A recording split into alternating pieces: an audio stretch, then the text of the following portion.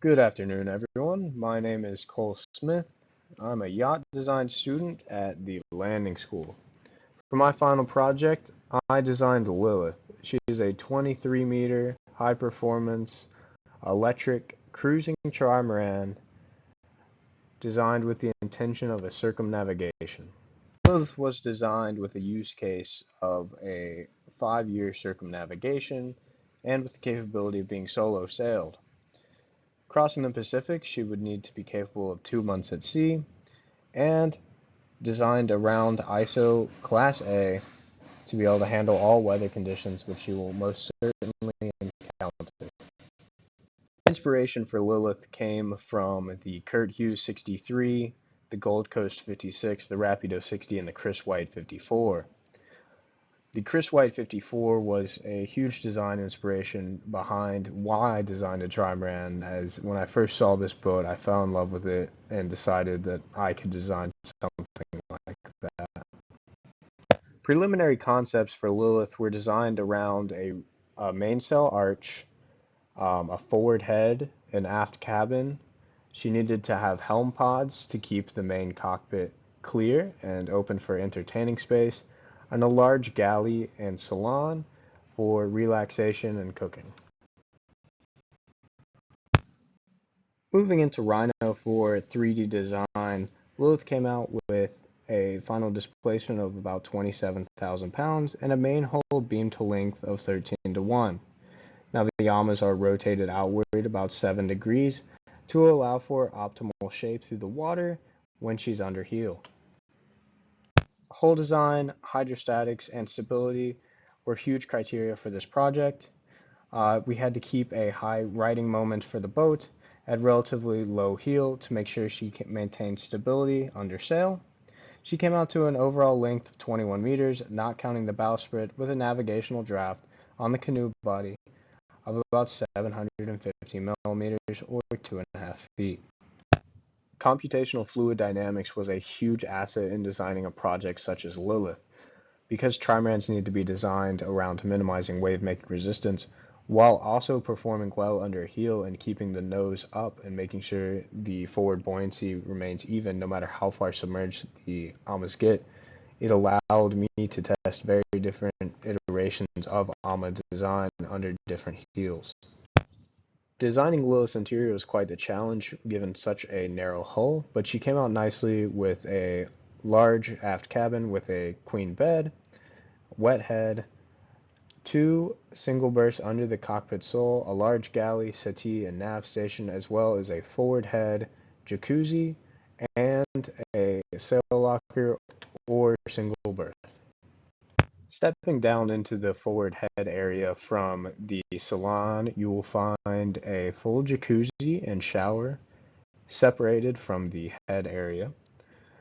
The jacuzzi is a requirement from the client to allow for relaxation in colder climates while also being able to take a nice comfortable shower.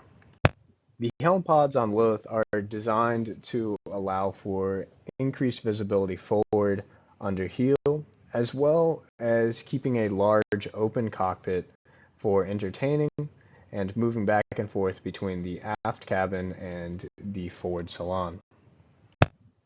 The structure for Lilith was designed around ISO 12215-5 Class A, and she came out with a symmetrical sandwich construction of carbon, as well as having Kevlar on the bottom of all of the hulls to resist abrasion and punctures should she drag a mooring.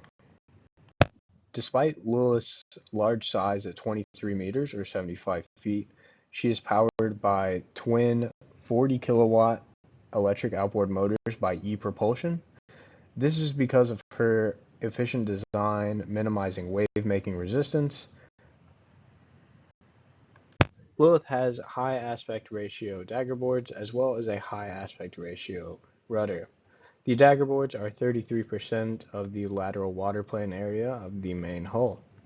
Pair that with the high aspect ratio and you get a 4.5 meter dagger board in span, which comes out to about 3.78 or 12.5 feet draft when they are down. The systems on board Lilith allow her to cruise comfortably in both remote and populated areas. She has 20 batteries on board, giving her a 4,000 amp hour battery bank, which can allow her to motor for about 290 nautical miles when you deplete the battery bank to about half charge. Lilith has a tripod rig with a single spreader diamond configuration. She has a carbon mast and boom, electric Harken winches, and she includes a jib, Genoa, Code Zero, and a mainsail. Upwind sail area of 1,937 square feet and a downwind of 2,500 square feet. When designing Lilith, a few things went particularly smoothly and ran well, such as the design of the Akkas, which would be the main beams of the Trimaran. They came out really nice, and I just love the design of them, as well as the overall shape and performance of the boat. Um, it performed better than I thought in the computational fluid dynamics, and gave a overall pleasing aesthetic design. If I was given the opportunity to redo or make changes to this project, I would most certainly rework most of the structure calculations and redo it with an emphasis on using a more cost-effective material, such as S-glass or E-glass instead of carbon and Kevlar. Lilith would include the aft cabin. I think it allows for the owner or captain to get away and relax from the rest of the crew, or just have their own private space, as well as the jacuzzi to allow for relaxation when at colder climates.